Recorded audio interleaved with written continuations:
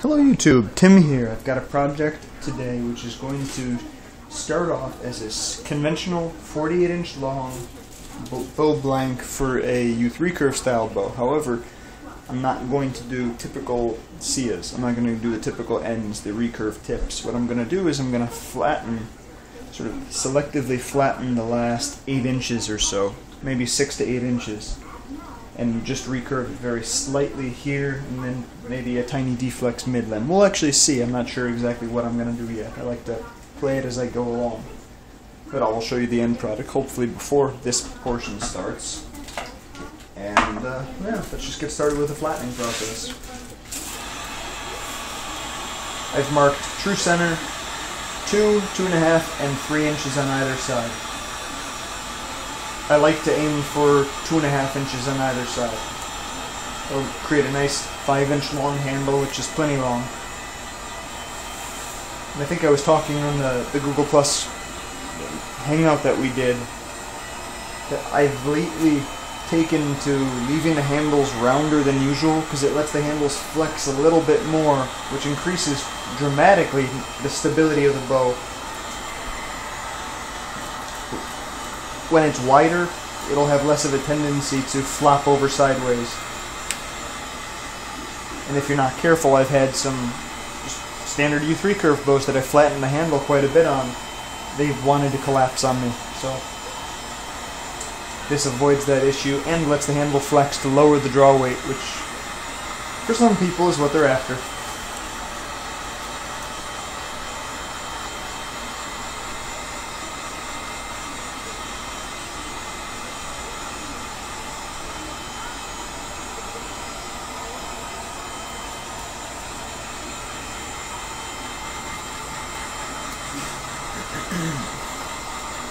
So for this bow, I like the bows where we use inserted PVC siyahs. I've done it myself for the Turkish style bows, and that worked out really, really well. I've also done it for wooden siyahs, and I like the bows that people are turning out, the ones that look Magyar-style, that look like Hunnic bows. They're very cool. But I want to see how well I can do the same thing with one continuous piece of PVC.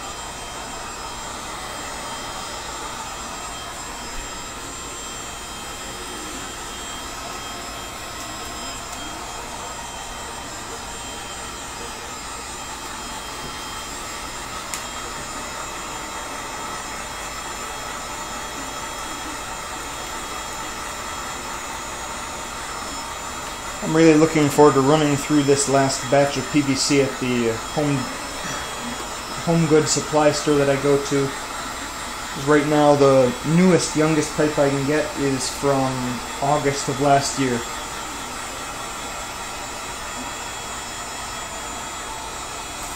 I've seen neither hide nor hair nor tube of a single one from 2013 yet. We're already halfway through the bloody year, so it's about time. I might try going to another store and just seeing what's available.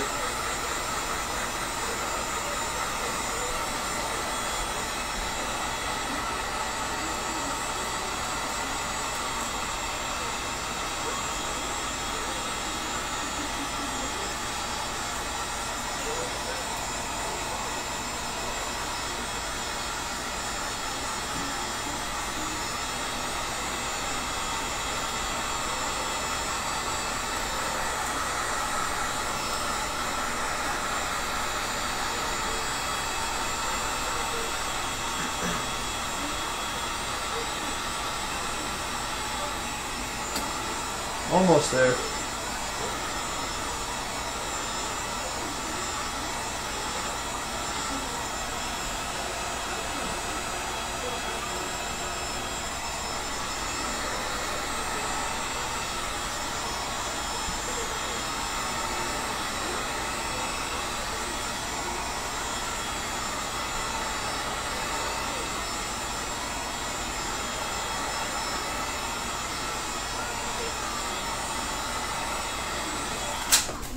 Okay, nice and soft. So all I'm going to do is take it over to the side, and like usual, just stand on a board.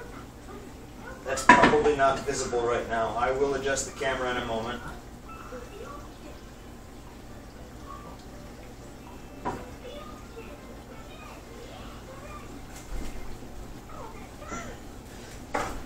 Until I do, I can share some pearls of wisdom with you. If you're viewing this, there's a fairly good chance you've heard about the PVC archery and crafting community that I created on Google+. Please, if you are interested in making PVC bows, if you want to learn more about making PVC bows, you can watch all the videos you like on YouTube. They're great. However, it's hard to beat the expertise, the combined expertise of nearly 100 people, all interested in the same basic craft. There are a lot of really, really amazingly talented people down there. I really recommend, if you like PVC, if you like doing cool stuff with it, come on down and join us. It's Google+ PVC Archery and Crafting Community. It's a great place to come down and just meet people. We can hang out, we can share our successes, failures, learn from each other, and it is a nice, pleasant place to be. You know, plenty of people have shown up and asked for help, and they get it really fast. We're all there for a common purpose, so if you're interested in that sort of a thing, please do join us. I don't get anything out of it except for the satisfaction of having more cool people around me. So, okay. So you can't see what I'm doing, but let me show you. So right now, see, it's a little bit warped. It's not quite straight.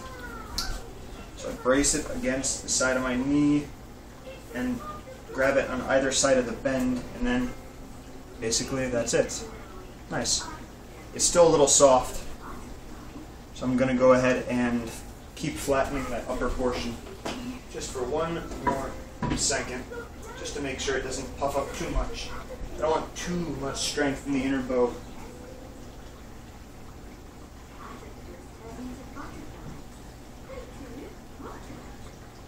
Ultimately, this bow, I'm aiming for a weight of between 30 and 40 pounds. That's pretty perfect. That would be ideal.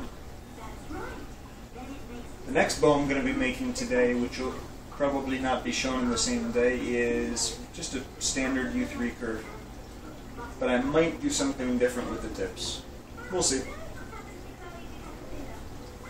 In fact, since it's just a fairly typical bow, I won't make a video of that at all, unless I choose to do something pretty unusual. Okay, this looks great. Cold water.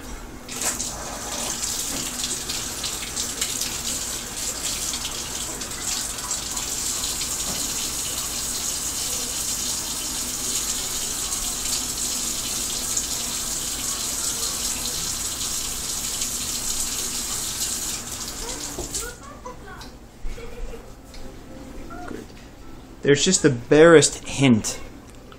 The other limb, yeah, that I know is pretty warped. That was because I transported home in a hot car, and it actually took a little bit of a set. This limb is just the barest amount twisted or bent just to the right, just a tiny bit. So in a little bit I will heat it up here along this side and just bend it against my knee again to fix it. For now, let's just get the other limb out of the way.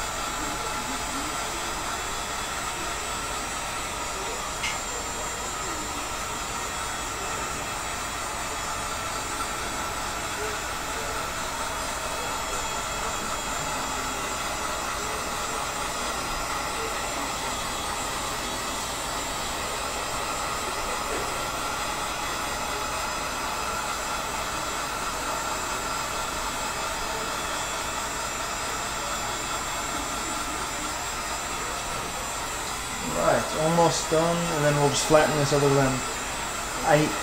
Come to think of it, I may not end up correcting the bend in the outer limb because I'm going to be reheating that whole portion to round or near round before I taper it again.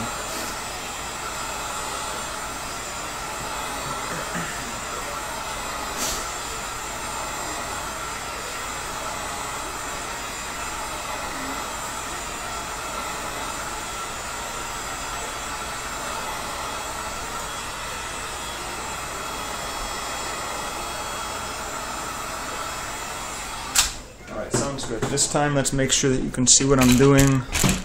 I've shown it before, but here we go.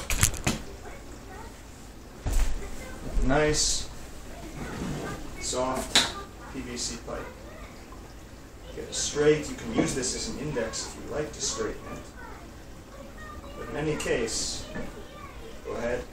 I place it right at the 2.5 inch mark. Press down here so I can sort of control how it twists on the other side. There we go, so now it's straight. If you don't have it lined up straight, you'll have a tendency to kind of fall off. It's not helpful. I like to stand, so then I can just grab the countertop and I can control exactly where I stand on it. If you make marks on here, you can consistently distribute your weight evenly, and so if you heat the pipe evenly, you distribute your weight evenly. You stand in the same spot. In theory, you should be tapering the pipe the exact same way each time. I'm pretty sure I've said that before, but I'm surprised at how many people have seen certain videos of mine and not others. So, by all means, dig into the previously uploaded videos, the history. I think you'll find a whole lot of pretty good stuff in there, and some stuff that answers questions that you have. Somebody was saying, asking, what strings do you use? What kind of strings do you use? I've made at least 1 or 2 videos about string making, showing exactly what I do and what I use. I'm not sure how much I talk about it there, but that's a great place to pose that question if you have it.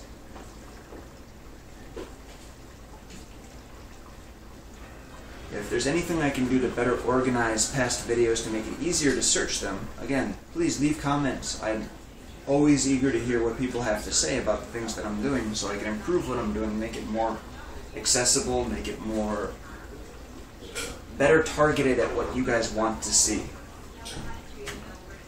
People make Weapon of the Week requests, and I'm always happy to do that because half the time the trouble is just thinking of what I want to do. I wasn't going to do a Gimli axe this week, although that had been requested. I was probably going to do a rapier handle, if not a whole rapier. But I think I'm also going to do a gladius this week, since that's fairly straightforward. This one's just arrow straight, looks great under the water.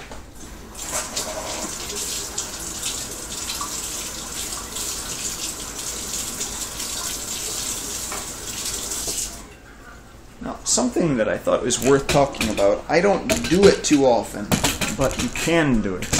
Here we are back. While it's still fairly warm, you can run it under the water for just a second, and that sets it more or less, but it still retains a degree of plasticity. At that point, what you could do is stick your knee in the center here and bend it back to add a good bit of gentle recurve to the whole thing. Because again, I tend to put the fat end of the handle on the side opposite, on the belly. No, I'm sorry, the back of the bow. I like the smooth side towards the back. I find that minimizes the chance of collapse here. If you do this, again, I've had more bows collapse right near the handle, right at that indentation, which, I take out. I make pains to go and heat that up to make a smooth transition, but it's still a sharp transition. And on this side, there is no such sharp transition until you flatten the handle. And even then, with most of these bows, I try and flatten them irregularly, not even so it creates an oval here, but I want it to create a half oval, almost a shape more like that. I just find that's more successful for me. You can do whatever works for you. So let me grab my little marker and tape measure.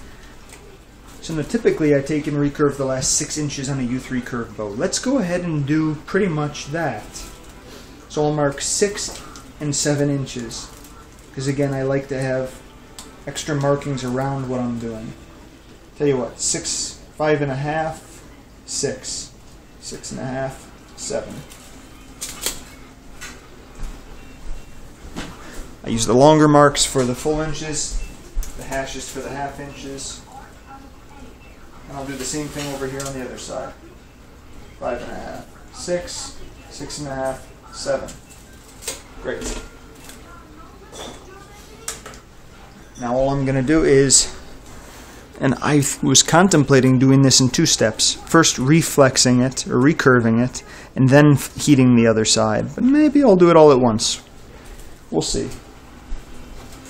Yeah, that's what I'll do. I'll just do it all at once. Let me make sure you can see the entire... I'm going to bring you over here, because this is where I'm going to be doing the work over here, the heating on this side.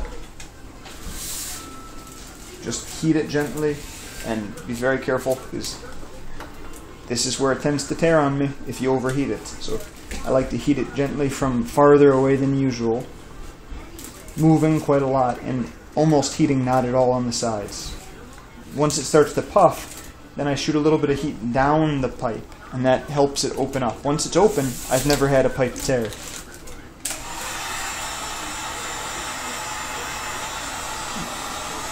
And starting off, you can be a little bit more aggressive, but especially as you think it's getting closer to becoming plastic, moving a little further away is probably helpful.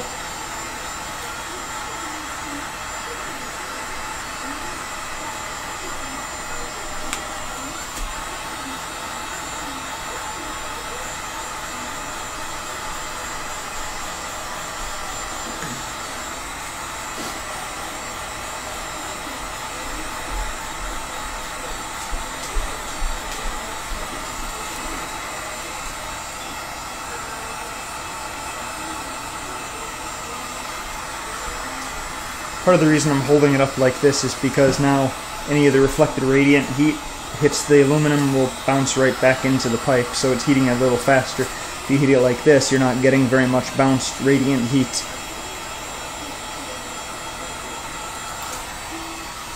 Okay.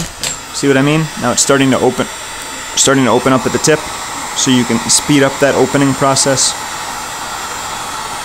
Very good. Now you can hit the sides.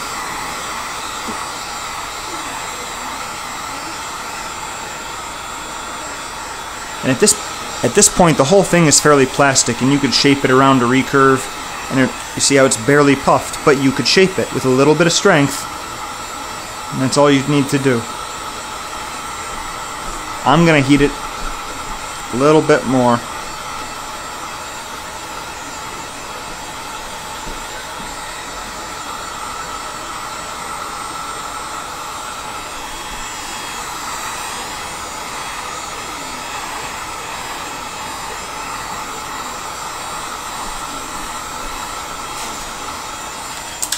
Okay, let me go get that flattening board. And what I'll do is I'll put half of the bow on a countertop, which my cart is close enough to that I can do that. Then I'll take this and just by hand shape it roughly into a reflex that the reflex that I want, and then start to flatten it. So you need to take your board. There you go. Make sure you can see all of that. Yep, good.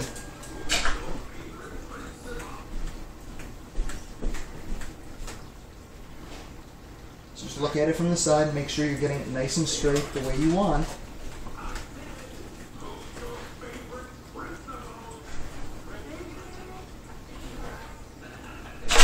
Okay, I'm actually not going to worry about how straight it is because I want a little extra weight to flatten this. So I'm going to put both my hands up here.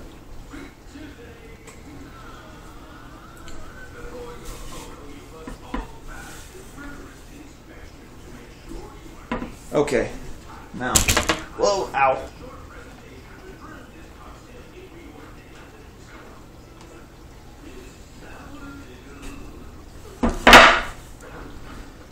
Cool, I like it.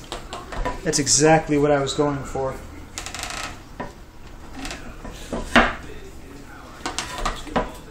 Can't quite let off the pressure, otherwise it'll start to puff a little bit. and it's right how I want it. I'm eventually going to cut away the back portion of this to thin it out. I'll tell you the truth, I almost like it full like this. Let me run it under the cool water and then I'll show you what I've got.